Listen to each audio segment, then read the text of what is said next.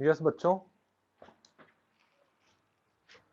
Yes बच्चों, देखो कल हम लोगों ने एंगल ऑफ रिपोज के बारे में आपको बताया था। ठीक है, वॉइस आ रही है ना मेरी? ठीक। बच्चों देखो, कल आप लोगों को एंगल ऑफ रिपोज के बारे में बताया गया था, जो बहुत इंपॉर्टेंट है, और चाहे दुनिया कोई भी स्कूल हो, आपके हर स्कूल में ये आएगा। इतनी मैंने इंपॉर्टेंट चीज बता दी है। एंगल ऑफ रिपोज आपका क्या होता है? इंक्लाइंड सरफेस का हॉरिजॉन्टल के साथ वो एंगल जिससे जो बॉडी इंक्लाइंड सरफेस पे लगी हुई है वो नीचे स्लाइड होना शुरू कर दे, उसे हम लोग एंगल ऑफ रिपोज कहते हैं। ठीक है, उसे हम लोग कहते हैं एंगल ऑफ रिपोज। ओके, ठीक। इसके बाद अब हमारा आ जाता है एंगल ऑफ फ्रिक्शन, और हम लोगों ने देखा एंगल ऑफ रिपोज हमारा क्या होता है? tan theta equal to mu के इक्वल होता है, यानी कि tan of angle of repose coefficient of friction के इक्वल होता है। या फिर एंगल ऑफ रिपोज आपका tan इनवर्स म्यू के इक्वल, एंगल ऑफ रिपोज आपका tan inverse coefficient of friction के इक्वल होता है। ठीक, ये हम लोगों ने देखा था। फिर हम लोगों ने फ्री बॉडी डायग्राम भी देखे थे। आज हम लोग उसके आगे से करते हैं एंगल ऑफ फ्रिक्शन। तो देखो, angle of friction, angle of friction हमारा क्या होता है? ये भी बहुत ही ज्यादा इंपॉर्टेंट है, जरूर आएगा एग्जाम में। ठीक, देखो एंगल ऑफ फ्रिक्शन आपका क्या होता है बच्चों? ये आपका कोई इधर एक सरफेस है। क्या है ये? सरफेस। सरफेस पर बच्चों कोई हमारी बॉडी रखी हुई है, कोई एक बॉक्स रखा हुआ है सरफेस के ऊपर। ये कोई टेबल है, टेबल के ऊपर कोई एक बॉक्स रखा हुआ है। तो इसका फ्री बॉडी डायग्राम बनाते हैं। फ्री बॉडी डायग्राम इस पर लगने वाली सारी फोर्सेस को शो करते हैं। तो एक तो वेट नीचे लग रहा है आपका mg, ठीक, वर्टिकली डाउनवर्ड। टेबल इस पर एक रिएक्शन फोर्स लगा रहा है ऊपर की तरफ आर। टेबल इस पर एक रिएक्शन फोर्स ऊपर की तरफ आर लगा रहा है, राइट। आप अब ठीक है, अभी इतनी फोर्स लग रही है। फ्रिक्शन फोर्स अभी नहीं लग रही क्योंकि आपने अप्लाइड फोर्स नहीं लगाई है। फ्रिक्शन फोर्स नहीं लग रही क्योंकि आपने अप्लाइड फोर्स नहीं लगाई है। अब आपने इधर अप्लाइड फोर्स लगाई। जब आपने इधर अप्लाइड फोर्स लगाई, ठीक, ये आ जाती है आपकी अप्लाइड फोर्स। जब आपने इधर अप्लाइड फोर्स लगाई, तब इधर पीछे फ्रिक्शन फोर्स लगना शुरू हो गई। तब इधर क्या लगने लग गई बच्चों? Friction force. और फ्रिक्शन फोर्स में भी हम लोग बेसिकली कौन सी फ्रिक्शन फोर्स लेते हैं? नो डाउट स्टैटिक फ्रिक्शन लेंगे, क्योंकि बॉडी ने मोशन तो स्टार्ट करा नहीं है आगे चलना। ठीक है, तो इसलिए हम लोग स्टैटिक फ्रिक्शन फोर्स लेते हैं, और स्टैटिक फ्रिक्शन फोर्स की मैक्सिमम वैल्यू लेते हैं। स्टैटिक फ्रिक्शन फोर्स की कौन सी वैल्यू लेते हैं? Maximum value. हम लोग हमेशा ये मानते हैं कि body is at the verge of moving, body बस एकदम मूव करने वाली है, मूवमेंट ना स्टार्ट हुआ है, बट बॉडी मूवमेंट करने वाली है। तो हम लोग स्टैटिक फ्रिक्शन की मैक्सिमम वैल्यू लेते हैं, और स्टैटिक फ्रिक्शन की मैक्सिमम वैल्यू होती है लिमिटिंग फ्रिक्शन। तो यानी कि हम लोग इधर लिमिटिंग फ्रिक्शन ले लेते हैं। ठीक है, अप्लाइड फोर्स लगा दी, अब इधर लिमिटिंग फ्रिक्शन आ गया, राइट। तो ये हमारा फ्री बॉडी डायग्राम हो गया। इतनी फोर्सेस हमारी लग रही हैं बच्चों, यहां तक बात समझ में आई? अलीशा एंड स्नेहा, आई बात समझ में?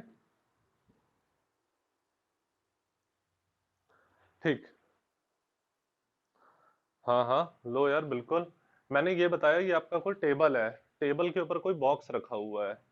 ठीक है, तो इस पर मैंने बॉक्स पर लगने वाली सारी फोर्सेस को बना दिया, यानी कि मैंने फ्री बॉडी डायग्राम बना दिया बॉक्स का। तो एक तो वेट लग रहा है नीचे वर्टिकली डाउनवर्ड। एक टेबल जो बॉक्स पर रिएक्शन फोर्स अप्लाई करेगा वो ऊपर की तरफ लगेगी। जो टेबल बॉक्स पर एक रिएक्शन फोर्स अप्लाई करेगा वो ऊपर की तरफ लगेगी। ठीक है फिलिप। एक अब हम लोगों ने इधर अप्लाइड फोर्स लगाई। ये हम लोगों ने इधर फोर्स लगाई जो अप्लाइड फोर्स है, जो इस डायरेक्शन में है। ठीक, तो हमारी फ्रिक्शन फोर्स अप्लाइड फोर्स के अपोजिट डायरेक्शन में लगेगी, हमारी फ्रिक्शन फोर्स इधर लग जाएगी। फ्रिक्शन फोर्स हमारी ये इधर लग जाएगी इस डायरेक्शन में। ठीक है, और ये हम लोगों ने स्टैटिक फ्रिक्शन फोर्स की मैक्सिमम वैल्यू लिमिटिंग फ्रिक्शन लिया है। तो इतनी हमारी फोर्सेस लग गई हैं टोटल। ठीक, ठीक है स्नेहा, ठीक। अब हम लोग इधर क्या कर रहे हैं बच्चों? देखो, अब हम लोगों ने नॉर्मल रिएक्शन और फ्रिक्शन फोर्स का रिजल्टेंट ले लिया है। ध्यान से सुनना बात को। नॉर्मल रिएक्शन और फ्रिक्शन फोर्स का, दोनों का क्या ले लिया है? रिजल्टेंट। तो दोनों का रिजल्टेंट पैरेललोग्राम लॉ से कहां से पास होगा? पैरेललोग्राम लॉ बच्चों आपका जगह जगह यूज होगा फिजिक्स में। तो पैरेललोग्राम लॉ से नॉर्मल रिएक्शन और लिमिटिंग फ्रिक्शन का जो रिजल्टेंट है वो कहां से पास होगा? दोनों के इंटरसेक्टिंग पॉइंट से पास होगा। कहां से पास हो जाएगा? दोनों के इंटरसेक्टिंग पॉइंट से पास हो जाएगा, ऐसे करके। ठीक है, दोनों के इंटरसेक्टिंग पॉइंट से पास हो जाएगा, ये आ जाएगा आपका, दोनों के इंटरसेक्टिंग पॉइंट से पास हो जाएगा। फ्रिक्शन फोर्स और नॉर्मल रिएक्शन का जो रिजल्टेंट है वो दोनों के इंटरसेक्टिंग पॉइंट से पास हो जाएगा पैरेललोग्राम लॉ से। यही तो पैरेललोग्राम कहता है कि रिजल्टेंट हमेशा दो वेक्टर्स के इंटरसेक्टिंग पॉइंट से पास होता है। टेल्स के इंटरसेक्टिंग पॉइंट से ये पास हो जाएगा, ठीक। ये दोनों का रिजल्टेंट हो जाएगा। अब जो रिजल्टेंट है, जैसे मैंने आर डैश का है, वो हमारा नॉर्मल रिएक्शन फोर्स के साथ जो एंगल बना रहा है उसे हम लोगों ने क्या कह दिया है, अल्फा। अरे उसे हम लोगों ने क्या कह दिया है बच्चों, अल्फा। ठीक है, नॉर्मल रिएक्शन फोर्स के साथ जो रिजल्टेंट एंगल बना रहा है उसे अल्फा कह दिया है। यहां तक आई बात समझ में? बाकी सन्या मनेजा, ठीक, सन्या मनेजा को आई बात समझ में? चलो देखो, अब मैं इधर अगर tan अल्फा लगाता हूं बच्चों, तो tan अल्फा आपका क्या हो जाएगा, tan अल्फा डायरेक्ट लगा लो आप। tan अल्फा अगर देखोगे तो क्या हो जाएगा आपका बच्चों, vertical component upon horizontal component. Vertical component आपका क्या होता है, वर्टिकल कंपोनेंट आपका क्या हो जाएगा, ये जिसके साथ एंगल कंसिडर नहीं होता, तो एंगल कंसिडर नहीं होता तो एफ एल हो जाएगा। हॉरिजॉन्टल कंपोनेंट आपका क्या हो जाएगा, जिसके साथ एंगल कंसिडर हो रहा है, यानी कि आर हो जाएगा। अब आप जानते हो, since according to law of friction, since according to law of friction, since according to law of friction FL is equal to mu L R के इक्वल होता है। ठीक है, ये होता है आपका force of friction directly proportional to normal reaction, या force of friction is equal to coefficient of friction into normal reaction. ये कोफिशिएंट ऑफ लिमिटिंग फ्रिक्शन है क्योंकि ये लिमिटिंग फ्रिक्शन फोर्स है। ये कल बताया था ना मैंने, लॉ ऑफ फ्रिक्शन, बहुत काम आएगा ये लॉ ऑफ फ्रिक्शन, कल बताया था कि friction force is equal to coefficient of friction into normal reaction. ठीक, तो ये आ जाएगा आपका। सो आप कह सकते हो बच्चों tan अल्फा आपका क्या आ जाएगा, म्यूएल आर और अपॉन में आर, आर से आर कट जाएगा, ये आ जाएगा आपका tan अल्फा म्यू एल के इक्वल आ जाएगा। ठीक है, tan अल्फा म्यू एल के इक्वल आ जाएगा आपका। तो आप कह सकते हो so alpha is equal to tan inverse mu L. So alpha is equal to tan inverse mu L. ठीक है, ये इधर आ जाता है। फाइन, यहां तक सबको बात समझ में आई?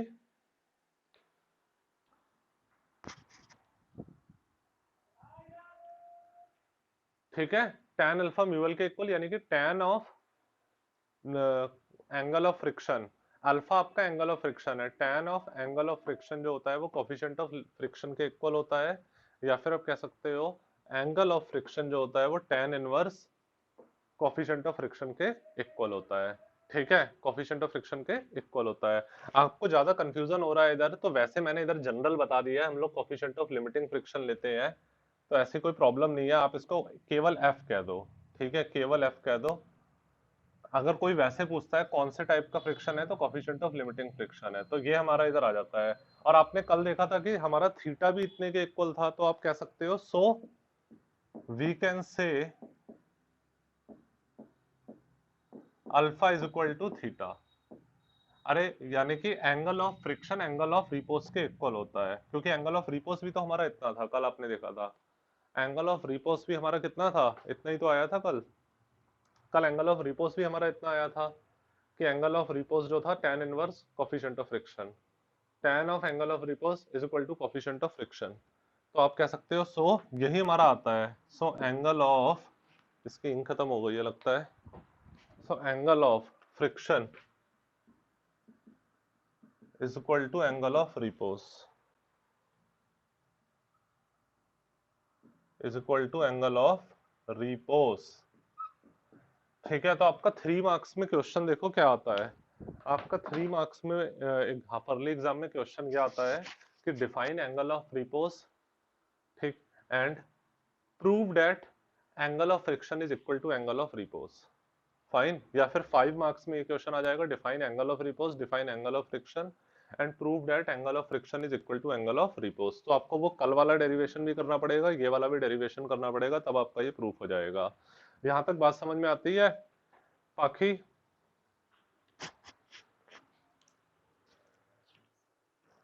ठीक, सन्या मनेजा, सन्यम, अलीशा, अलीशा एंड स्नेहा, स्नेहा। ठीक, देखो एक बार फिर से समझ लो, जैसे नहीं समझ में आ रहा है एक बार फिर से समझा देते हैं। देखो इधर, यहाँ पर है क्या ये हमारा कोई टेबल है, टेबल पर एक कोई बॉक्स रखा हुआ है, तो इस पर वेट नीचे की तरफ लग रहा है, टेबल बॉक्स पर नॉर्मल रिएक्शन ऊपर की तरफ लगा रहा है। अप्लाइड फोर्स इस डायरेक्शन में लग रही है, फ्रिक्शन फोर्स इस डायरेक्शन में लगेगी, अप्लाइड फोर्स के अपोजिट डायरेक्शन में। अब जो हमारी फ्रिक्शन फोर्स है और जो नॉर्मल रिएक्शन है, दोनों का जो रिजल्टेंट है वो दोनों के इंटरसेक्टिंग पॉइंट से पास हो जाएगा और वो ऐसे कर आ जाएगा। फ्रिक्शन फोर्स और नॉर्मल रिएक्शन का जो रिजल्टेंट है आर डैश, वो दोनों के इंटरसेक्टिंग पॉइंट से पास होकर इस तरीके से आ जाएगा। अब जो हमारा नॉर्म रिजल्टेंट है वो नॉर्मल रिएक्शन के साथ जो एंगल बना रहा है उसी को एंगल ऑफ फ्रिक्शन कहते हैं। Angle of friction is the angle between the resultant of friction force and normal reaction with the normal reaction. Okay, angle of friction is the angle between which the normal reaction makes with the resultant of friction force and normal reaction। ये हमारा angle of friction हो जाता है। तो अब मैंने इसके अंदर tan अल्फा लगा दिया, tan अल्फा क्या आ जाएगा मेरा, दिस अपॉन दिस के इक्वल आ जाएगा। लॉ ऑफ फ्रिक्शन के according F is equal to mu R होता है, तो F is equal to mu R इधर पुट कर दिया, आर से आर कट जाएगा, tan अल्फा म्यू के इक्वल आ जाएगा। यानी कि tan of angle of friction coefficient of friction के इक्वल होता है, यानी कि एंगल ऑफ फ्रिक्शन आपका tan inverse coefficient of friction के इक्वल होता है।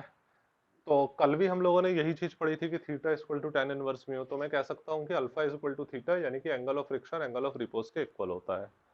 ठीक है, थीटा से एंगल ऑफ रिपोज को, एंगल ऑफ फ्रिक्शन को अल्फा से रिप्रेजेंट करते हैं, और दोनों का जो tan होता है वो कोफिशिएंट ऑफ फ्रिक्शन के इक्वल होता है। तो आई होप यहां तक सबको बात समझ में आई होगी। ठीक है बच्चों, फाइन। इसका देखो, ये किसी को नहीं समझ में आया, ये मैंने रेशो कैसे करके लिया है, तो वही बच्चों जैसा मेथड अपना लो। इसको इधर अगर पूरा कंप्लीट करोगे बच्चों, ट्रायंगल बनाओगे, तो tan अल्फा क्या आ जाएगा, perpendicular upon base, perpendicular angle के जस्ट अपोजिट, ये वाली चीज इसके इक्वल होगी और ये एफ के इक्वल है। ये वाली चीज क्या है मेरी, एफ है। किसी को नहीं समझ में आ रहा है तो ये देख लो बच्चों। ठीक है, ये आपका इधर आर डैश है, ये क्या है आपका इधर आर डैश। ठीक है, और ये आपका इधर क्या है, आर। देखो tan अल्फा क्या आ जाएगा, एंगल के जस्ट अपोजिट क्या होता है, परपेंडिकुलर, ये वाली चीज इसी के इक्वल तो होगी फ्रिक्शन के, और बेस आर आ जाएगा आपका। अरे आप समझ में आ गया सबको? ठीक है, इसका स्क्रीनशॉट ले लो बच्चों, ले लिया सबने? ठीक, फाइन। श्रेयांश पाठक प्रेजेंट है? अभी नहीं है प्रेजेंट, चलो स्क्रीनशॉट तो सब लोग ले ही चुके हैं इसका। ओके, ठीक है, अब देखते हैं बच्चों हम लोग इसमें।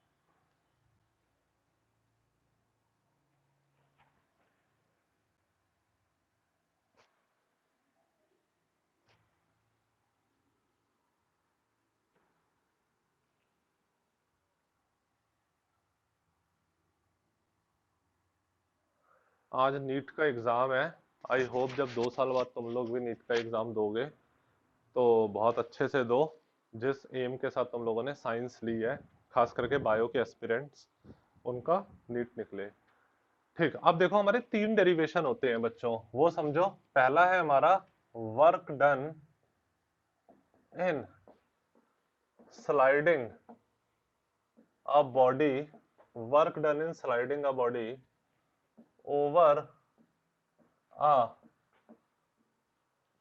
rough horizontal surface, over a rough horizontal surface। देखो इसको, ये आपका 3 डेरिवेशन है वर्क वाले, वो ध्यान से समझो, ये सब सिलेबस में है आपके।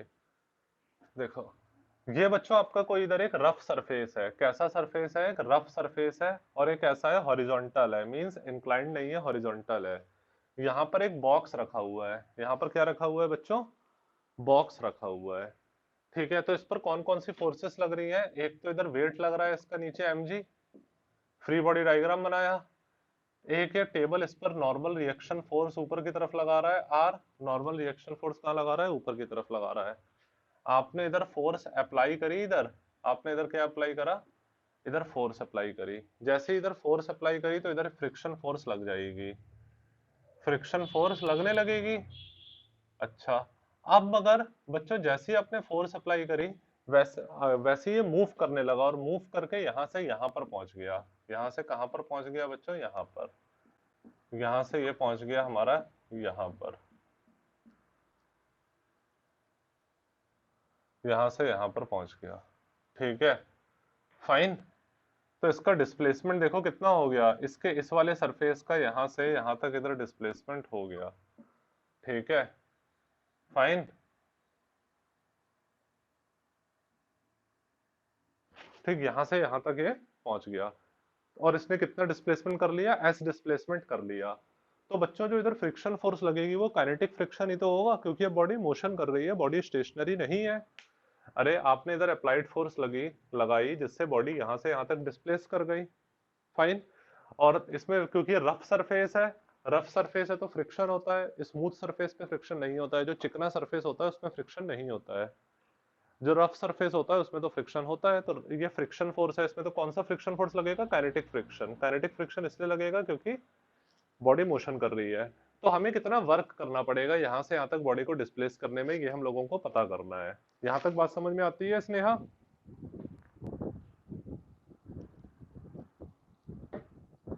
ठीक है, तो देखो इसको किस तरीके से हम लोग पता करेंगे, ये चीज समझते हैं। एक मिनट, इसमें इंक खत्म हो गई है, थोड़ा इंक इसमें डाल लेते हैं।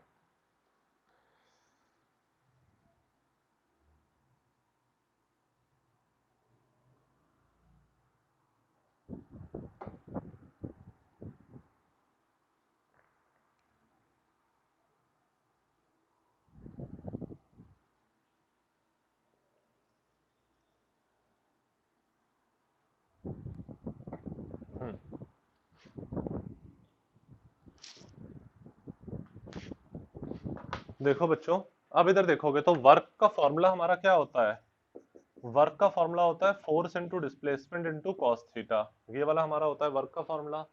ठीक, एफ क्या है हमारी इधर, अप्लाइड फोर्स, एफ हमारी इधर आ जाती है अप्लाइड फोर्स, जो हम लोग फोर्स अप्लाई कर रहे हैं।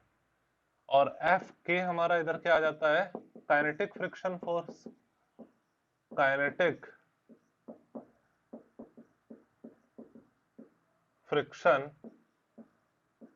फोर्स, काइनेटिक फ्रिक्शन फोर्स इधर आ जाती है हमारी, ये आ जाता है हमारा इधर काइनेटिक फ्रिक्शन फोर्स। ठीक है, ये इधर काइनेटिक फ्रिक्शन फोर्स इधर आ जाती है, एफ एस कॉस थीटा। तो फोर्स भी इस डायरेक्शन में, डिस्प्लेसमेंट भी इस डायरेक्शन में। तो बच्चों सो हमारा इधर थीटा कितना आ जाएगा, 0 डिग्री, थीटा 0 डिग्री तो हो जाएगा, है ना सन्या मनेजा? ठीक है, तो आपका वर्क कितना आ जाएगा, फोर्स इंटू डिस्प्लेसमेंट, वर्क ही आ जाएगा आपका। ठीक, अब बच्चों अगर आप चाहते हो कि बॉडी हमारा विदाउट एक्सिलरेशन मूव करे, याद रखना, कंफ्यूजन में मत होना, आप चाहते हो बॉडी हमारी यहां से मूव कर रही है विदाउट एक्सिलरेशन, तो आपका ये एफ जो होगा वो म्यू के इक्वल होगा। ठीक है, मैं इधर ऐसे करके लिख दूंगा, since minimum force, since minimum force required, since minimum force required, to move body, since minimum force required to move body through displacement s,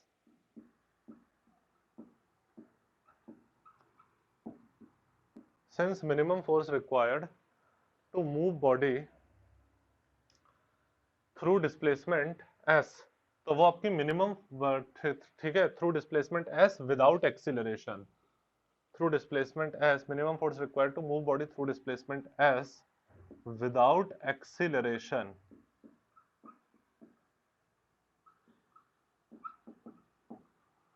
ये आपकी फोर्स है, कम से कम हमें इतनी फोर्स की रिक्वायरमेंट होगी जिससे ये s डिस्प्लेसमेंट करेगी विदाउट एक्सीलरेशन। तो वो फोर्स हमारी क्या आ जाती है बच्चों, एफ के इक्वल आ जाएगी, ठीक है। और हम जानते हैं इधर, ठीक, सिंस हमारा जो इधर एफ के होता है वो म्यू के आर के इक्वल होता है।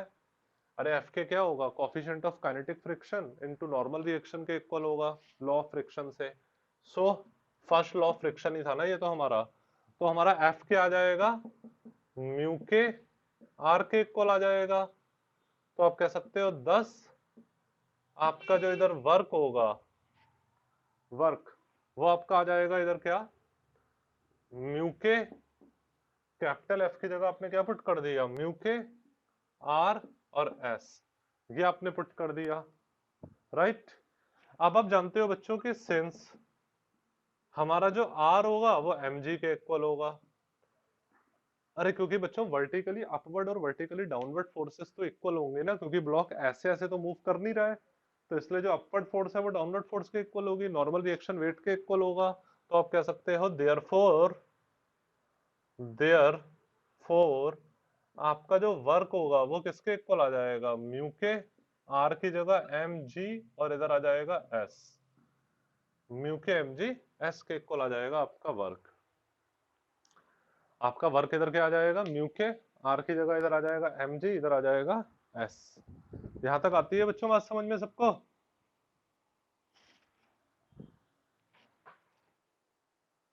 ठीक, ठीक है, ठीक। बाकी इसका स्क्रीनशॉट ले लो बच्चों,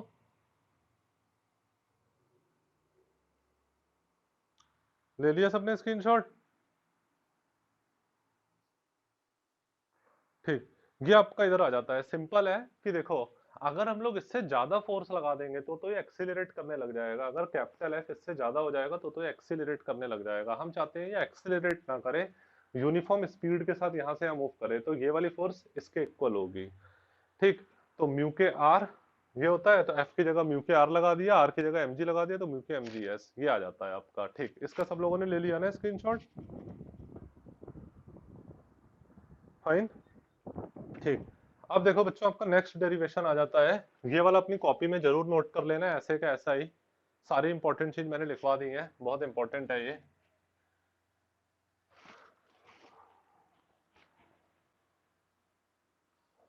फिलिप कुरियन आई बात समझ में? गुड।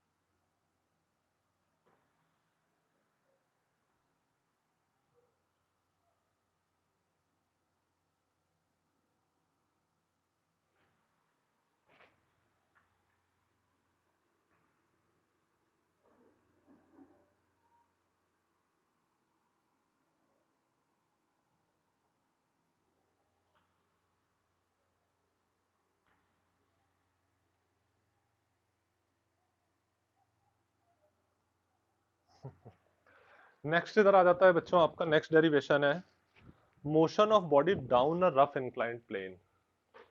मोशन ऑफ बॉडी, ये भी आपके सिलेबस में है और बहुत ही ज्यादा इंपॉर्टेंट है, एक होता है इंपॉर्टेंट, एक होता है बहुत ज्यादा इंपॉर्टेंट, तो ये बहुत ज्यादा इंपॉर्टेंट कैटेगरी का है।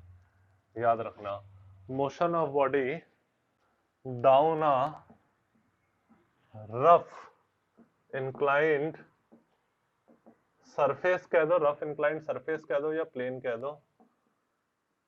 ठीक बच्चों, ये जितने भी डेरिवेशन है ये आपके 12th में भी काम आएंगे, क्योंकि ये सब बेसिक है। 12th में भी आप इन सबको पढ़ोगे तो 12th में भी आपके ये सब काम आते रहेंगे। समझ में आई बात ये?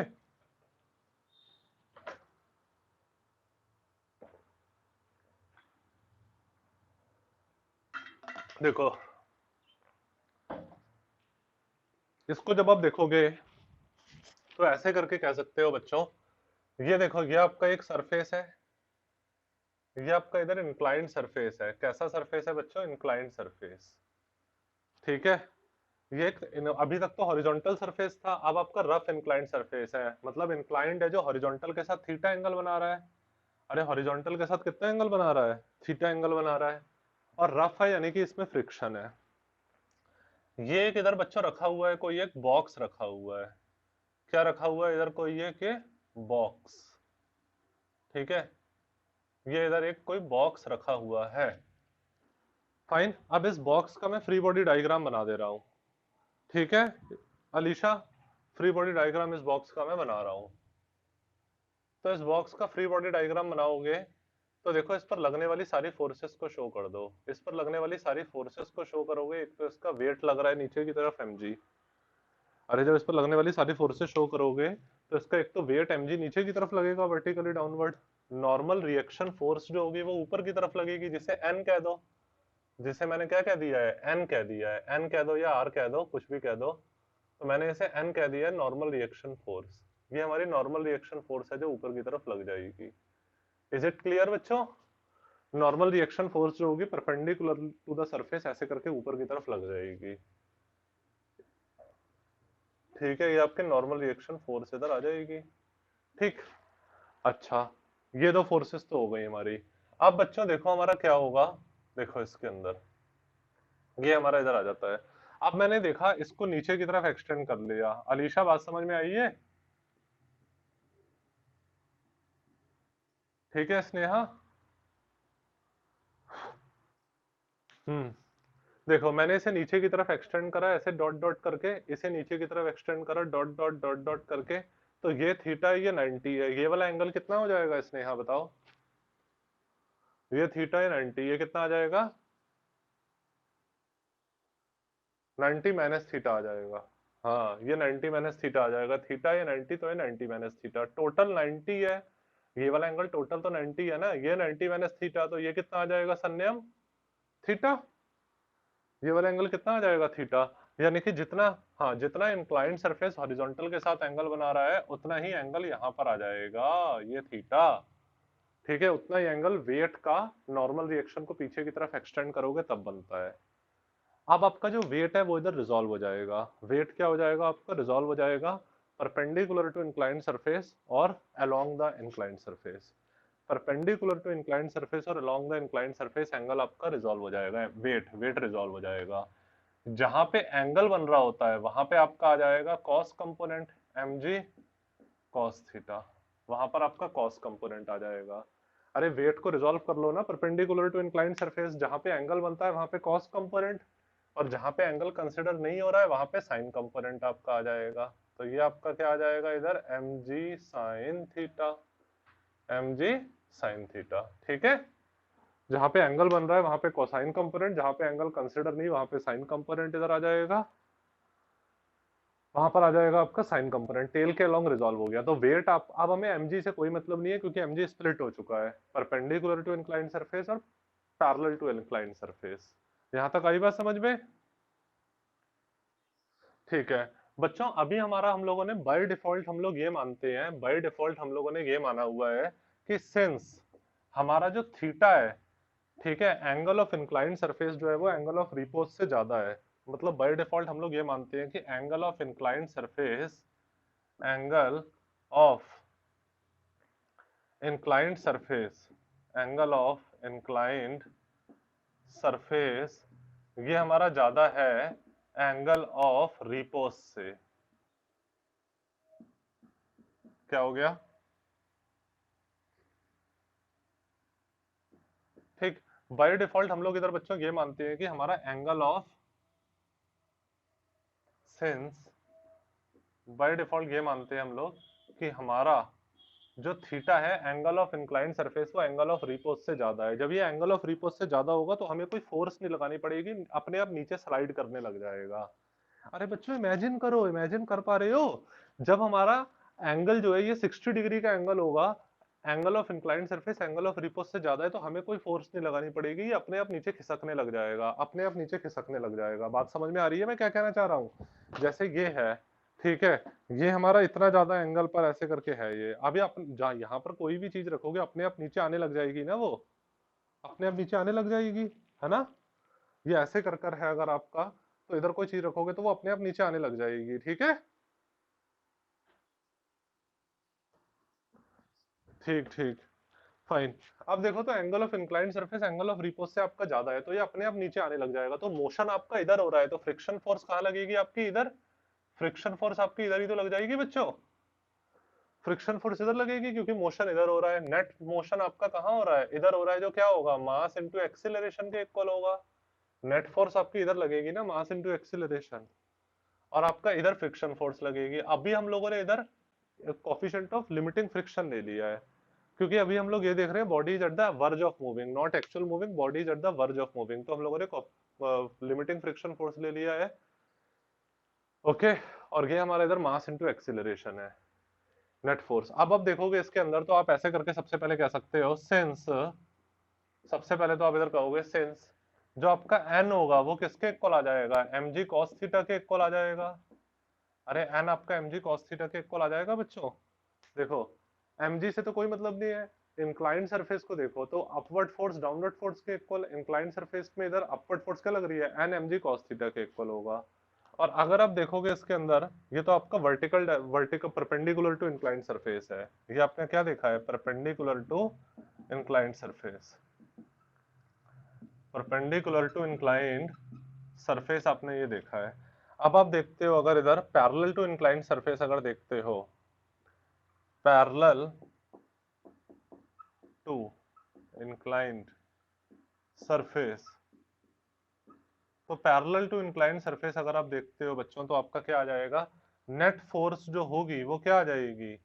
एम ए माइनस वो एम जी sine theta, minus net force आपकी क्या आ जाएगी? एम जी sine theta minus limiting friction force, m जी sine theta minus friction force. ये वाली ये वाली आ जाएगी फोर्स, यहां तक आ रही है सबको बात समझ में? सॉरी, ये काइनेटिक फ्रिक्शन फोर्स होगी बच्चों ये, क्योंकि इधर हमारा मोशन स्टार्ट हो गया है ना।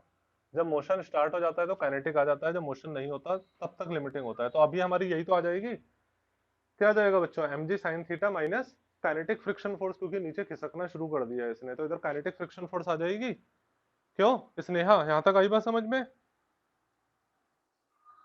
बच्चों थोड़ा सा कॉम्प्लिकेटेड आप लोगों को इसलिए लग रहा होगा क्योंकि आप लोग इसे पहली पहली बार पढ़ रहे हो। एक्चुअल में देखो बच्चों, आप लोग अभी तक 10th क्लास की फिजिक्स पढ़ी है, 10th क्लास की फिजिक्स में कुछ है ही नहीं, उसमें laws of reflection law, Snell's law, ये सब चीजें तो आप लोगों ने बेसिक बेसिक पढ़ी हैं। ये थोड़ा सा मैं समझता हूँ कि आप लोगों को टफ लग रहा होगा, खास करके बायो वाले बच्चों को हो सकता है थोड़ा टफ लग रहा हो, मगर ये आपका बेसिक है और ये आपका हर जगह काम आएगा, ये आपका 12th में भी काम आएगा, हर जगह ये डायग्राम काम आएगा, तो इसलिए इसको ध्यान से समझ लेना, ठीक है? जब ये नीचे खिसकेगा तो नेट फोर्स क्या आ जाएगी आपकी? ये वाली force minus friction force, friction force applied force के अपोजिट डायरेक्शन।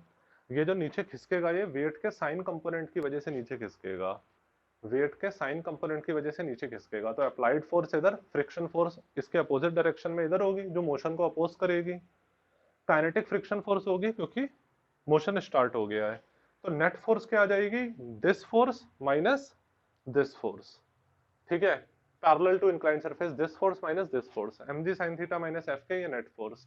और नेट फोर्स आपकी है क्या बच्चों? एम ए के इक्वल है, ये आपका क्या आ जाएगा? mg sin theta minus mu के आर के इक्वल आ जाएगा आपका, ये आपका इधर क्या आ जाएगा? म्यू के आर के इक्वल आ जाएगा। अब आप इधर कह सकते हो सिंस ऐसे करके कि एफ के आपका जो होता है बच्चों वो म्यू के आर के इक्वल होता है, ठीक है? म्यू के आर या म्यू के एन कह दो, इसे म्यू के आर कह दो, ये ऐसे क्योंकि नॉर्मल रिएक्शन को मैंने एन से डिनोट किया है ना, तो इसे मैंने म्यू के एन कह दिया। क्या कह दिया है? म्यू के एन, ठीक।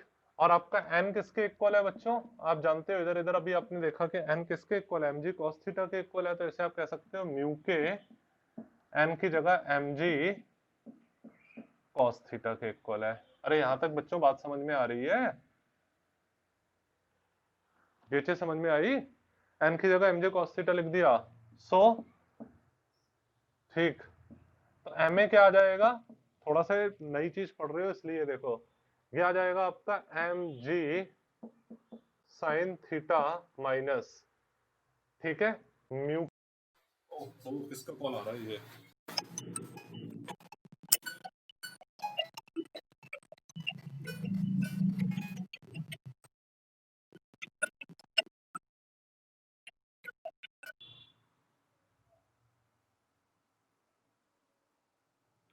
ठीक है बच्चों, यहां तक सबको बात समझ में आई Sneha,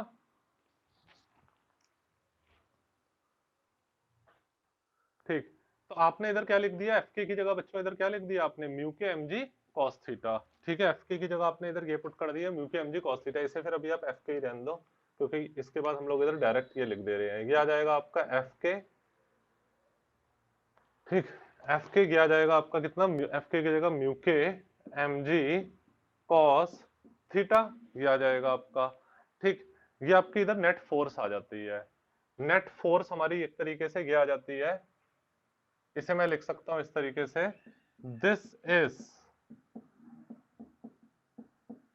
net force acting on body, this is net force acting on body, this is net force acting on body, ठीक है, this is net force acting on body when body is sliding down, when body is sliding, नीचे slide कर रही है जब बॉडी, when body is sliding down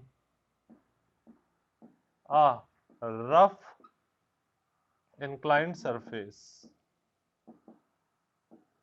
a rough inclined surface, when body is sliding down a rough inclined surface, ठीक है। तो ये नेट फोर्स है acting on body when body sliding down a rough inclined surface, ये आपकी net force आ जाती है। सबसे पहले बच्चों यहां तक इसका स्क्रीनशॉट ले लो जल्दी से, सब लोग ले लिया बच्चों इसका स्क्रीनशॉट, इसका स्क्रीनशॉट ले लिया सबने, गुड गुड गुड, ठीक है। अब देखोगे बच्चों ये आपका हो जाता है, मैं बिल्कुल बहुत धीरे धीरे बता रहा हूँ इसलिए इसमें टाइम लग रहा है, वैसे तो ये सिंपल है, एक दो बार इसको प्रैक्टिस करोगे कॉपी में खुद लिख कर देखोगे तो तुम लोग समझ ही जाओगे, वैसे भी तुम लोग नए न्यू जनरेशन के बच्चे हो तो तुम लोगों की कैचिंग पावर अच्छी ही है हमारी जैसे पुराने जमाने के लोगों से, ठीक।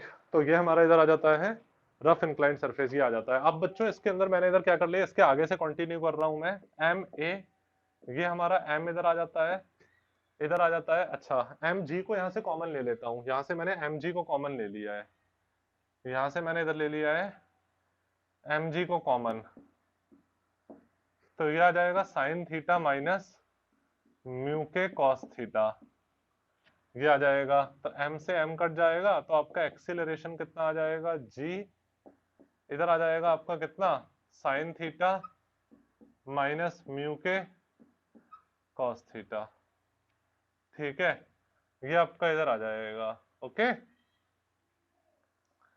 म्यू के कॉस थीटा इधर आ जाएगा, फाइन।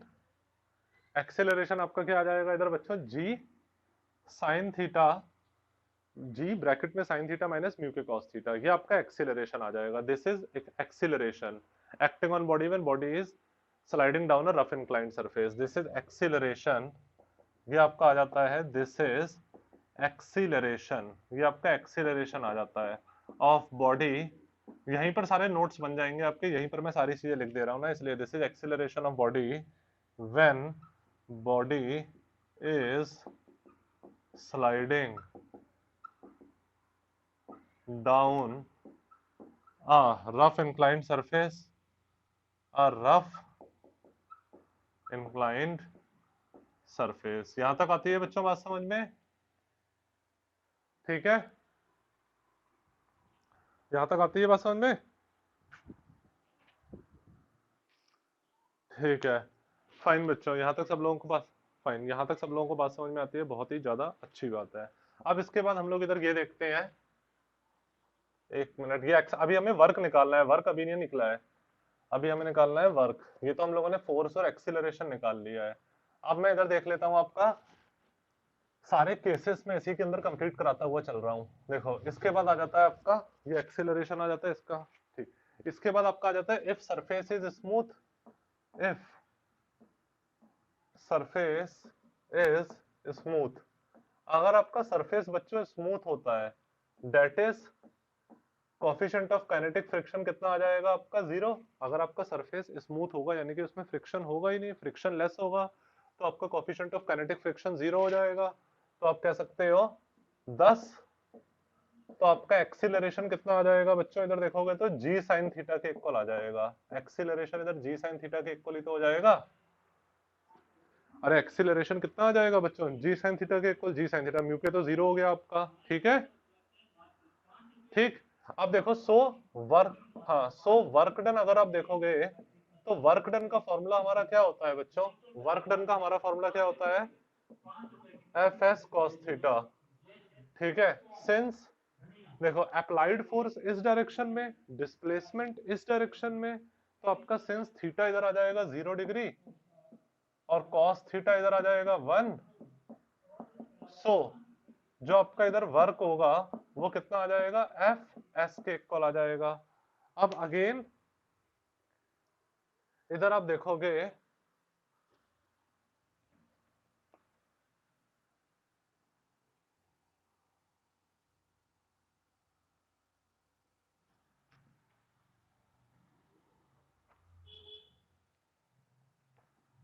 देखो बच्चों अब आप इधर देखोगे, अगर इसके अंदर एफ एस, ये आपका वर्क इधर आ जाएगा एफ एस के इक्वल। अब आप देखोगे मिनिमम फोर्स जो विदाउट एक्सीलरेशन मूव करेगी वो हमारी ये, अच्छा फोर्स आपने लोगों ने निकाल ही ली थी।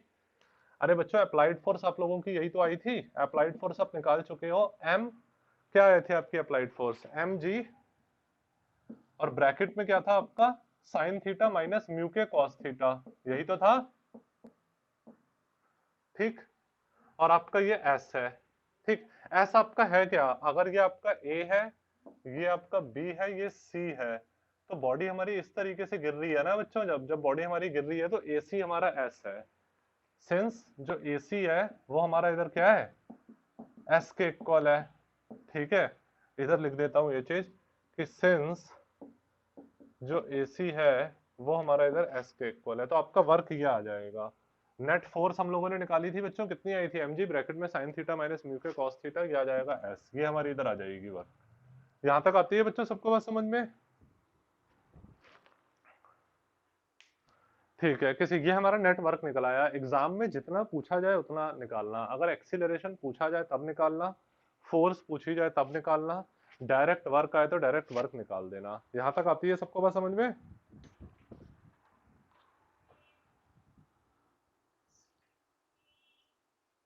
ठीक ठीक। देखो वर्क डन हमारा क्या होता है? वर्क डन का फॉर्मूला हमारा होता है force into displacement into cos theta, right.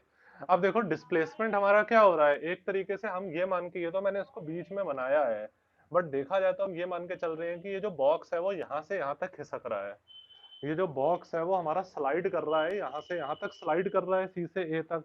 और एसी, एसी जो दूरी है इंक्लाइन सरफेस की वो कितनी है? एस है, ठीक है। और हमारी नेट फोर्स देखो ये इस डायरेक्शन में लग रही है, नेट फोर्स कहाँ लग रही है हमें? इस डायरेक्शन में, डिस्प्लेसमेंट भी इस डायरेक्शन में, तो थीटा 0 डिग्री कॉस थीटा 1 आ जाएगा। यहां तक आती है बात समझ में? ठीक है बाकी, ठीक। तो थीटा 0 डिग्री कॉस थीटा 1 आ जाएगा, तो वर्क आपका आ जाएगा फोर्स इंटू डिस्प्लेसमेंट। अभी अभी हम लोगों ने फोर्स की जो एक्सप्रेशन निकाली थी वो यही तो थी, एम ए। फोर्स हमारा है क्या? दिस मास इंटू एक्सीलरेशन, अरे यही तो फोर्स है हमारा, ये मास इनटू एक्सीलरेशन, ये हमारी नेट फोर्स है। और ये हमारी अभी अभी हम लोगों ने निकाली थी, वो क्या थी? mg ब्रैकेट में sign theta minus mu k cos theta, यही तो थी नेट फोर्स। तो नेट फोर्स इनटू डिस्प्लेसमेंट हमारा ऐसे आ गया, ठीक है। यहां तक आई बच्चे? ओके, यहां तक बाकी स्नेहा समझ में आई बात? ठीक, कोई प्रॉब्लम यहाँ तक? और अलीशा?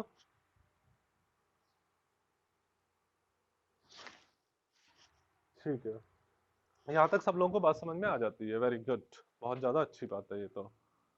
ठीक, इसका स्क्रीनशॉट ले लो बच्चों। ले लिया सबने स्क्रीनशॉट?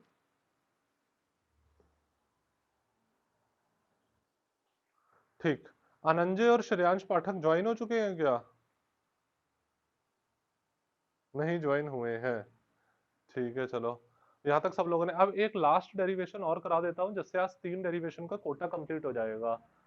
बच्चों ये मैं ज्यादा आपको टाइम देकर समझा रहा हूँ, इसलिए आप लोगों को इसमें ज्यादा टाइम ले रहा है लग रहा है, वरना इतना लंबा ये डेरिवेशन है नहीं।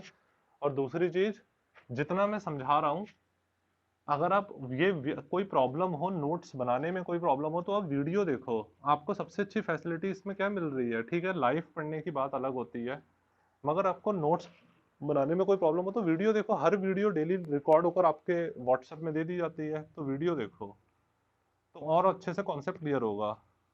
ऑफलाइन क्लास से ज्यादा बेटर मैं समझता हूँ कि अब फैसिलिटी दी जा रही है, क्योंकि ऑफलाइन में क्या था, एक बार जिसने देख लिया, जो भूल गया भूल गया। यहाँ पर अगर आप कोई भी चीज भूलते हो तो आपको वो वीडियो है, वीडियो आप देखकर कॉन्सेप्ट की बहुत अच्छे से क्लैरिटी कर सकते हो, है ना? ये वीडियो तो हमेशा रहेंगी, ऑफलाइन में कभी ऐसा थोड़ा ना होता था, क्यों फिलिप? है ना सन्यम?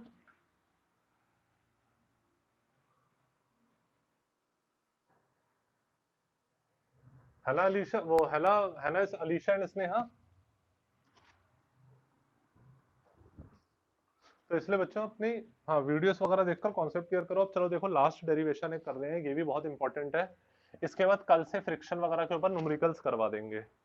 ये जल्दी से देखते हैं। देखो अब है हमारा motion of body moving up, motion of body moving up a rough inclined surface, motion of body moving up a rough inclined surface, motion of body moving up a rough inclined surface. एक body का motion जो rough inclined surface के तो नीचे आ रहा था, अब ये ऊपर जा रहा है। अब देखो इसको बहुत ध्यान से समझना बात को। वेट, देखो बच्चों, इस डेरिवेशन को ध्यान से समझना। फिगर, ये आपका इंक्लाइंड सरफेस है जो थीटा एंगल हॉरिजॉन्टल के साथ बना रहा है, ठीक है? ये आपका एक बॉक्स रखा हुआ है इस इंक्लाइंड सरफेस पे। तो इसका फ्री बॉडी डायग्राम बनाओगे तो वेट वर्टिकली डाउनवर्ड लगेगा, हॉरिजॉन्टल सरफेस इस पर एक नॉर्मल रिएक्शन फोर्स ऊपर की तरफ लगाएगा, ठीक है? इंक्लाइंड सरफेस इस पर एक नॉर्मल रिएक्शन ऊपर की तरफ परपेंडिकुलर डायरेक्शन में ऐसे करके लगाएगा, इंक्लाइंड सरफेस, ठीक है? इंक्लाइंड सरफेस इस तरीके से लगाएगा। ये भी चीज अगर इंक्लाइंड होती है ऐसे करके, ये चीज इंक्लाइंड होती तो reaction, normal reaction force perpendicular to this ऐसे करके ही तो लगता, तो नॉर्मल रिएक्शन इस तरीके से लग जाएगा, ठीक? अब देखो ये इसको नीचे की तरफ एक्सटेंड करा, इसको नीचे की डॉट डॉट लगा के नीचे की तरफ एक्सटेंड करा।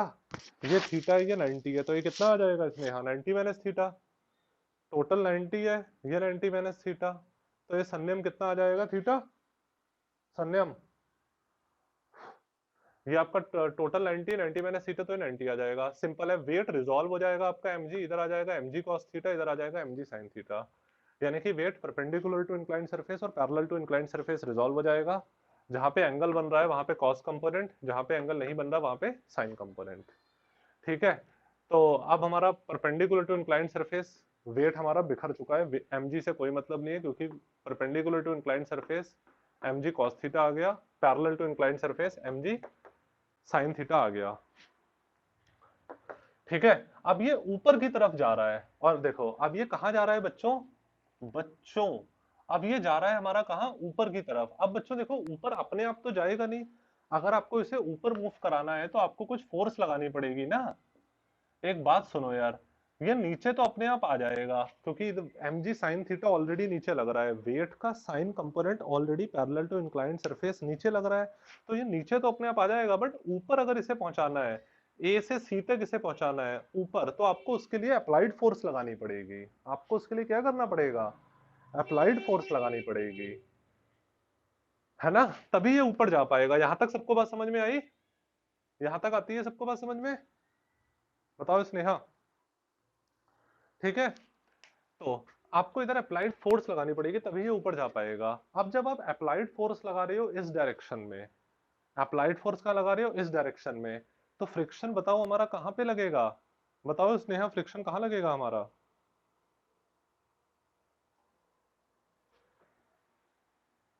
फ्रिक्शन यहां लगेगा। अप्लाइड फोर्स के अपोजिट डायरेक्शन में यहां पर हमारा फ्रिक्शन फोर्स लग जाएगी एफ के। ठीक है, फ्रिक्शन फोर्स हमारी यहां पर लगेगी अप्लाइड फोर्स के अपोजिट डायरेक्शन में। देखो अप्लाइड फोर्स इस डायरेक्शन में लग रही है, तो अप्लाइड फोर्स और मोशन भी इस डायरेक्शन में होगा बॉडी का। अरे बॉडी ऊपर पहुंच रही है ना, बॉडी यहां से यहां पर पहुंच रही है। जब बॉडी यहां से यहां पर पहुंच रही है तो फ्रिक्शन फोर्स आपकी कहां पे लग जाएगी बच्चों? फ्रिक्शन फोर्स आपकी यहां पे लगेगी, इधर एफ के। ये आपकी फ्रिक्शन फोर्स इधर लग जाएगी फिर मोशन के और अप्लाइड फोर्स के अपोजिट डायरेक्शन में। यहां तक आई बात समझ में? यहां तक आती है बात समझ में सबको? अच्छा लो, बिल्कुल बता देते हैं दोबारा। देखो बच्चों, इस क्वेश्चन इसमें क्या हो रहा है आपका, ये चीज ध्यान से समझो। इसमें आपका क्या हो रहा है, ये आपका इंक्लाइंड सरफेस है जो हॉरिजॉन्टल के साथ थीटा एंगल बना रहा है। यहां तक आती है बात समझ में? हम्म, देखो ये आपका इंक्लाइंड सरफेस है जो हॉरिजॉन्टल के साथ थीटा एंगल बना रहा है। ये आपका कोई बॉक्स है जो इंक्लाइंड सरफेस के ऊपर रखा हुआ है। तो इसका फ्री बॉडी डायग्राम बनाओगे, मतलब इस पर लगने वाली सारी फोर्सेस को शो करोगे। तो इस पर कितनी फोर्सेस लग रही है? एक तो वेट mg नीचे की तरफ लग रहा है डाउनवर्ड। यहां तक आई बात समझ में अलीशा? ठीक, नॉर्मल रिएक्शन इंक्लाइंड सरफेस इस बॉक्स पर ऐसे करके परपेंडिकुलर डायरेक्शन में ऊपर की तरफ लगाएगा। इंक्लाइंड सरफेस बॉक्स पर जो नॉर्मल रिएक्शन लगाएगा वो ऐसे ऊपर की तरफ लगाएगा। ये बात आई समझ में? ठीक, अब देखो मैंने इसको डॉट डॉट करके नीचे करा, इसको डॉट डॉट करके पीछे की तरफ एक्सटेंड करा। ये थीटा, ये 90, तो ये 90 माइनस थीटा हो जाएगा। टोटल 90 है तो ये थीटा हो जाएगा। ये बात आई समझ में? बोलते रहो, जल्दी जल्दी बोलो। ठीक है, हाँ। अब देखो जो वेट होगा आपका वो इधर रिजॉल्व हो जाएगा। जहां पे एंगल बन रहा है वहां पे कॉस कंपोनेंट, जहां पे एंगल कंसिडर नहीं वहां पे साइन कंपोनेंट। यानी कि वेट आपका रिजॉल्व हो गया इंक्लाइंड सरफेस के परपेंडिकुलर डायरेक्शन में और इंक्लाइंड सरफेस के पैरेलल डायरेक्शन में। यहां तक आई बात समझ में? ठीक, अब देखो पहले क्या हो रहा था हमारा, इससे पहले केस में ये नीचे मूव कर रहा था। नीचे तो देखो ये अपने आप मूव कर जाएगा, हमें कोई फोर्स लगाने की आवश्यकता नहीं होगी क्योंकि वेट का साइन कंपोनेंट लग रहा है। वेट है तो एक फोर्स ही, तो वेट का साइन कंपोनेंट जब नीचे लग रहा है तो जिसकी वजह से नीचे अपने आप मूव कर जाता है। नीचे क्या करता है, ये अपने आप मूव कर जाता है हमारा। ठीक है, मगर अब जब आपको इसे ऊपर मूव कराना है तो ऊपर कैसे मूव करा दोगे यार? ऊपर ये ऐसे मूव नहीं करेगा क्योंकि वेट का साइन कंपोनेंट तो नीचे की तरफ लग रहा है। ऊपर मूव कराने के लिए आपको एक फोर्स अप्लाई करनी पड़ेगी, तभी ये हमारा इंक्लाइंड सरफेस के ऊपर मूव करेगा। अरे इमेजिन कर रहे हो इस चीज को? ऊपर तो आप एक बात सुनो, आप किसी पहाड़ के ऐसे इंक्लाइंड स्लैंट पर खड़े हो, आप अपनी साइकिल ऐसे ही छोड़ दो, आप नीचे अपने आप आ जाओगे। मगर आप साइकिल से अगर आपको ऊपर जाना है तो उसके लिए खूब तेज तेज पैडल लगाने पड़ेंगे ना, खूब तेज पैडलिंग करनी पड़ेगी। समझ रहे हो? क्यों अलीशा? है ना? ऐसे यहाँ पर ऐसे ही खड़े हो जाओ, पैडल मत लगाओ, साइकिल आपकी अपने आप नीचे आ जाएगी। बट अगर ऊपर पहुंचना है यहाँ से ए से सी तक तो आपको बहुत पैडल लगाने पड़ेंगे, तब जाके ऊपर पहुंचोगे आप। ठीक है, तो आपको अब इसको ए से जब सी तक शिफ्ट कराना है ऊपर की डायरेक्शन में तो आपको एक फोर्स अप्लाई करनी पड़ेगी। ये आपकी अप्लाइड फोर्स है। यहां तक आई बात समझ में अलीशा? ठीक, अब आप देखो बच्चों, आपका मोशन कहां हो रहा है? बलीशा बताओ, मोशन कहां हो रहा है आपका? अपवर्ड, अपवर्ड टू इंक्लाइन, है ना?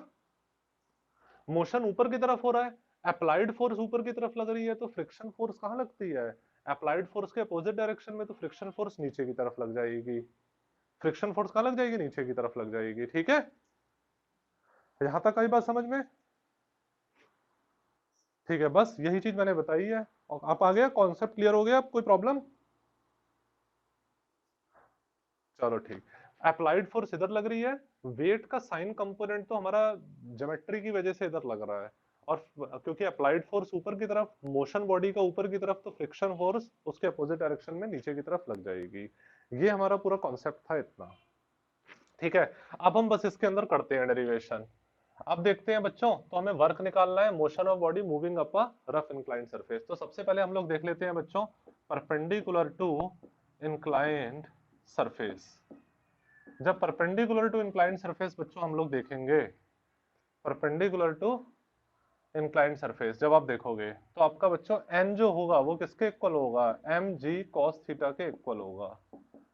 ठीक है, देखो ये अपवर्ड फोर्स डाउनवर्ड फोर्स के इक्वल होगी, यानी कि एन आपका एम जी कॉस थीटा के इक्वल होगा। यहां तक आती है बच्चों बात समझ में सबको?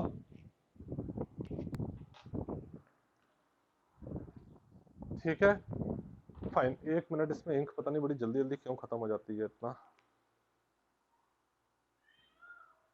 यस, कपड़ों में इंक गिर गई। ओहो,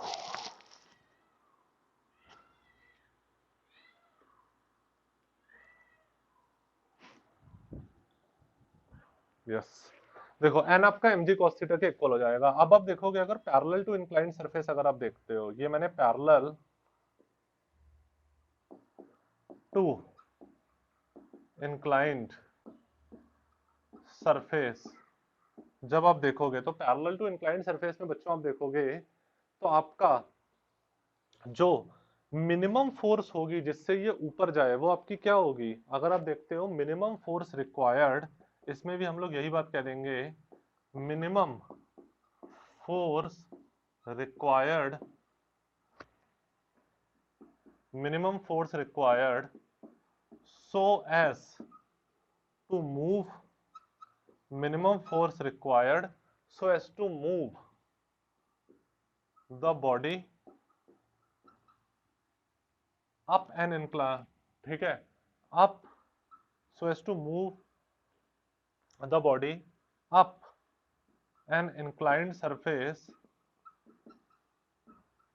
up an inclined surface without acceleration, without acceleration,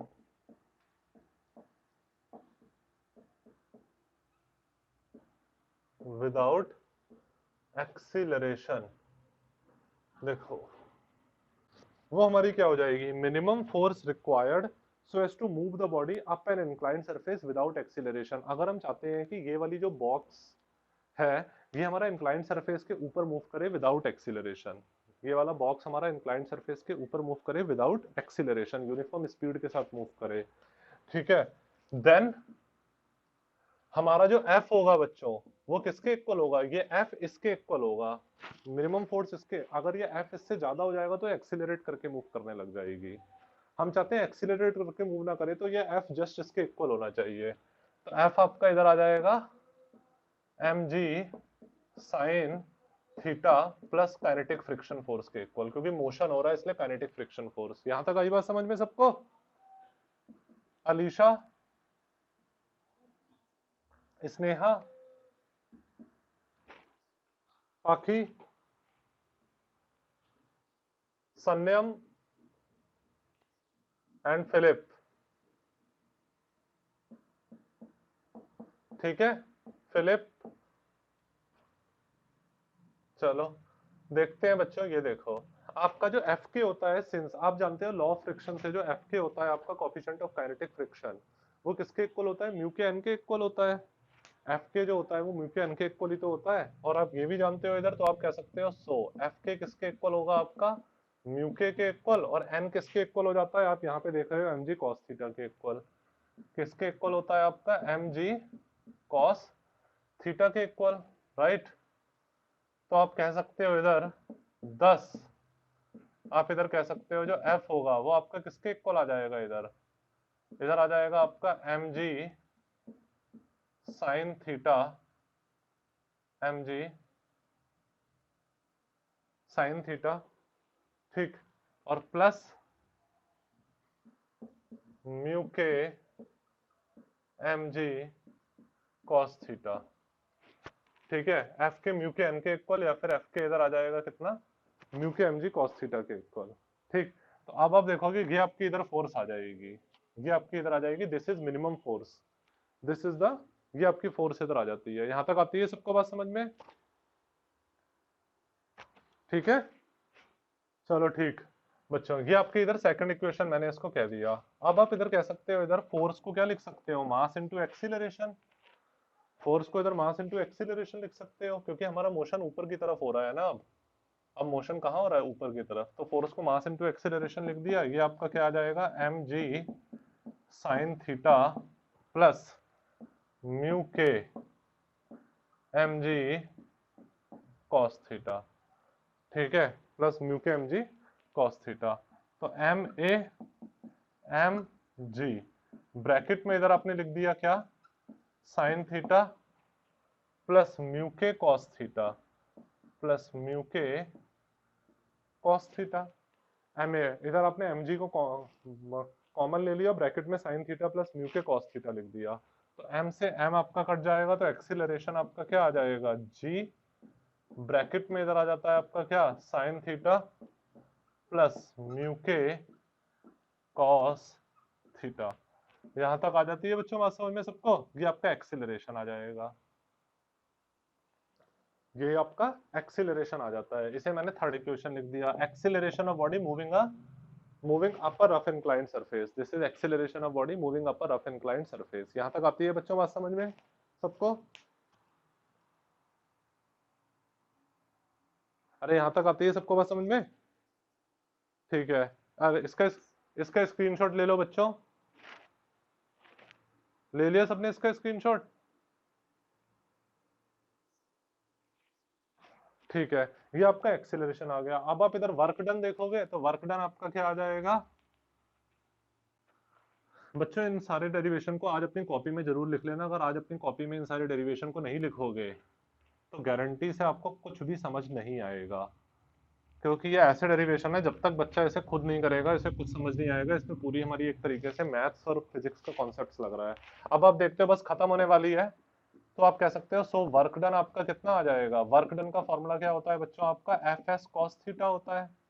अब आप इधर कह सकते हो कि सिंस हमारा थीटा इधर कितना है, 0 डिग्री, कॉस थीटा कितना आ जाएगा आपका 1, क्योंकि फोर्स भी इधर डिस्प्लेसमेंट भी ऊपर हो रहा है, तो आपका थीटा 0 डिग्री, कॉस थीटा 1। और एसी आपका कितना है, एस के इक्वल है। एसी आपका कितना है बच्चों, एस के इक्वल है आपका। ठीक, तो आप कह सकते हो 10, आपका जो वर्क होगा वो क्या आ जाएगा, फोर्स की जगह मैंने ये लगा दिया, एम जी साइन थीटा प्लस म्यू के एम जी कॉस थीटा, ये लगा दिया मैंने। वर्क की जगह क्या लगा दिया, एम जी साइन थीटा प्लस म्यू के एम जी कॉस थीटा, ये लगा दिया। और डिस्प्लेसमेंट एस के इक्वल, डिस्प्लेसमेंट क्या लगा दिया मैंने इधर, एस के इक्वल लगा दिया डिस्प्लेसमेंट। यहां तक आती है बच्चों बात समझ में सबको? ठीक है, ये आपका इधर वर्क इधर आ जाता है, फिर ये आपका इधर आ जाता है वर्क। ठीक है बच्चों, ये आपका इधर आ जाता है वर्क, इधर आ जाता है।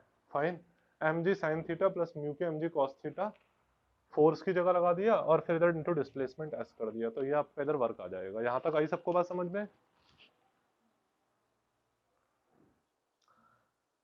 ठीक है, इसका स्क्रीनशॉट ले लो बच्चों, ले लिया सबने इसका स्क्रीनशॉट?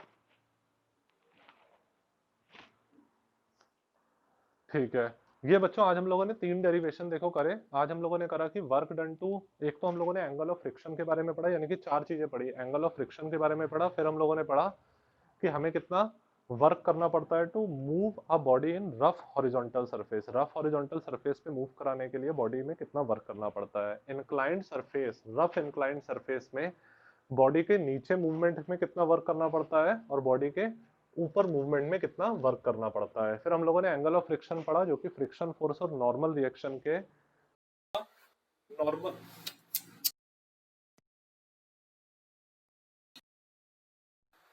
यस बच्चों, मेरी वॉइस आ रही है सबको? बच्चों वॉइस आ रही है?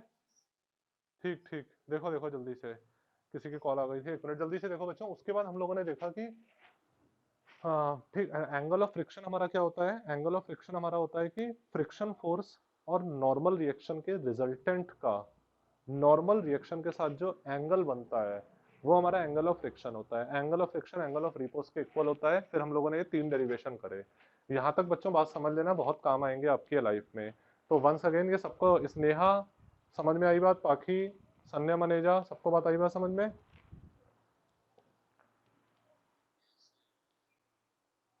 ठीक है। तो ठीक है बच्चों।